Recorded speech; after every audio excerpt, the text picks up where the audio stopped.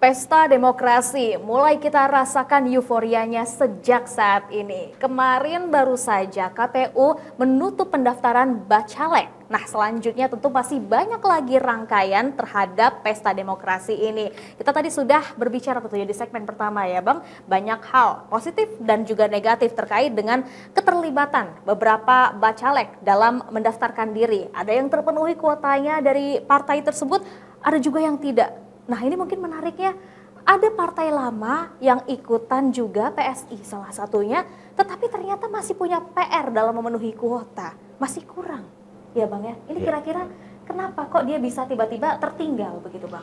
Iya, PSI memang dia peserta yang sudah mengikuti pemilu sebelumnya, pemilu pada tahun 2019. Jadi memang kali ini walaupun demikian dia yang sudah pemain lama, katakanlah seperti itu ya. Sudah tahu lah teknisnya ya. Seluk-beluknya ya sebenarnya. Artinya sudah mengalami bagaimana mendaftarkan calon sebelumnya.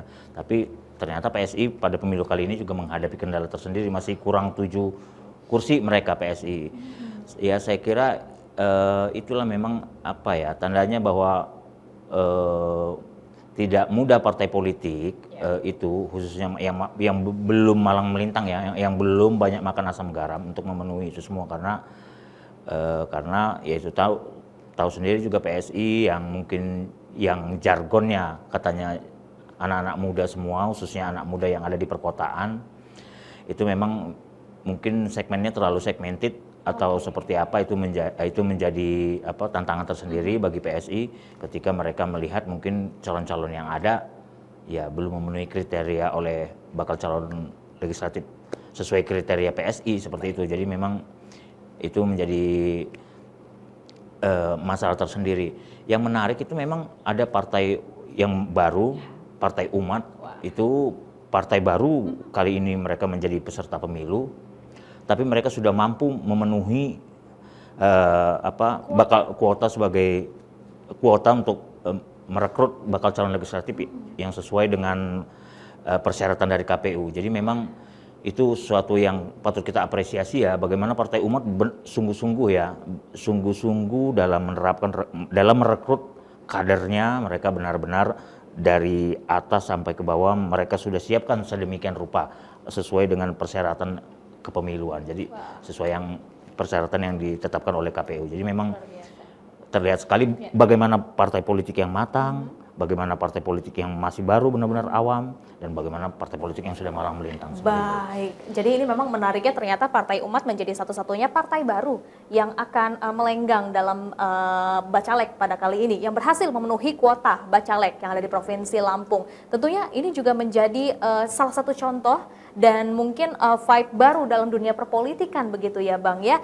Nah, tentunya hal ini juga bisa menjadi evaluasi. Tentunya hal yang paling kita utamakan, jangan asal pilih calon pemimpin. Di sini apakah KPU sudah melakukan penelusuran dan juga sudah melakukan evaluasi dan juga tentunya dieliminasi sedemikian rupa sesuai dengan persyaratan yang ada ya Bang ya? Iya, jadi memang KPU setelah ini kan ini kan sudah pendaftarannya sudah tutup Mbak, ini selanjutnya masih ada tahapan lainnya yang dibuka dari 1 sampai 14 Mei. Itu jadi partai politik itu semua kembali lagi nanti akan diseleksi kembali calon-calonnya, maksud saya. Jadi calon-calonnya juga bakal calon itu akan diseleksi kembali mana yang kira-kira memenuhi persyaratan, baik itu kapabilitasnya, bagaimana integritasnya, itu semua juga menjadi seleksi tersendiri nantinya. Seperti itu Mbak. Jadi saat ini memang masih dalam proses semua. Banyak riuh juga di media sosial. Sekarang tentunya kita sudah tahu masyarakat juga turut bisa melihat pergerakan politik yang ada di media sosial. Kemarin sempat menjadi trending topik di salah satu wilayah, mungkin bukan di Lampung, bahwasannya ada yang akan mendaftar bacalek ternyata terjerat hukum. Nah, hal seperti itu kita khawatirkan jangan sampai bisa kecolongan, begitu ya Bang ya. Dan tentunya langkah pengawasan masih akan tetap dilakukan hingga saat ini. Kalau menurut Abang sendiri, apa yang perlu dilakukan oleh KPU untuk tentunya bisa menelusuri dan juga bisa untuk menyiapkan calon pemimpin yang tepat nantinya?